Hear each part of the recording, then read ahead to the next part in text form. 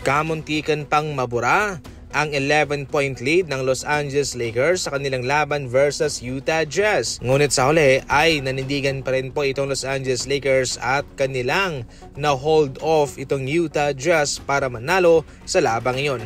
Alam mismo ni LeBron James na sila nag-struggle sa kanilang shooting, pero it won't last daw. We got too many good shooters. Kahit na mayroon silang problema sa kanilang outside shooting mga idol o sa mid-range man, ay hindi naman daw magtatagal yun sapagkat marami silang mga shooters sa kanilang kupunan na kanilang mailalagay sa kanilang rotation para kanilang magamit. 17 points, 6 rebounds and 8 assists ang tinala nitong si LeBron sa labang yon.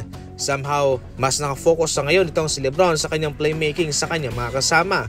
Binabawasan niya na ang bigat ng kanyang trabaho. Samantala, sa pag-alis ni Stephen Curry sa Under Armour, eto na lumalabas na ang mga karagdagang impormasyon sa paghiwalay ng dalawang kampo.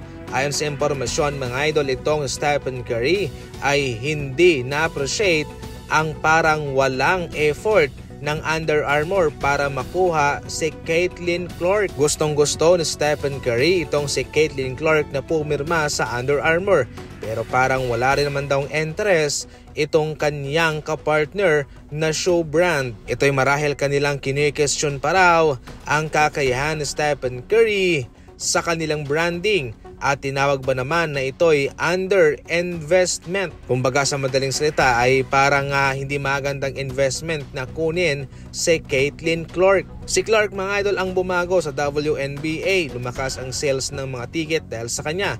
Kaya kung sakaling ito'y kinuha ng Under Armour, syempre malaking impact po ang kanyang maibibigay sa kanila. Pero yun nga, wala silang interest. Sa ngayon mga idol ay nasa Nike itong si Caitlin Clark. Kaya dahil dyan ay tinapos na nga ni Stephen Curry at Under Armour ang kanilang partnership.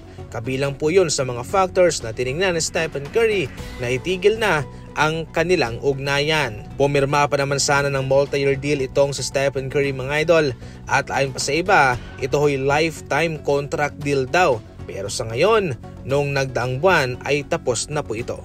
Parang sinampal lamang itong si Ja Morant sa kanyang sinabi na you're a bum now kay Klay Thompson.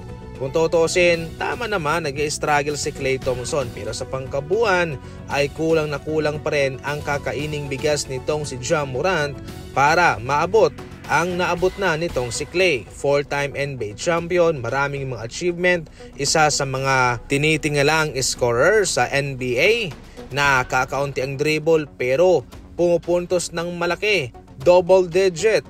Minsan sa 3 quarter lang ang kanyang inilalaro at syempre sa kanyang pamatay na shooting.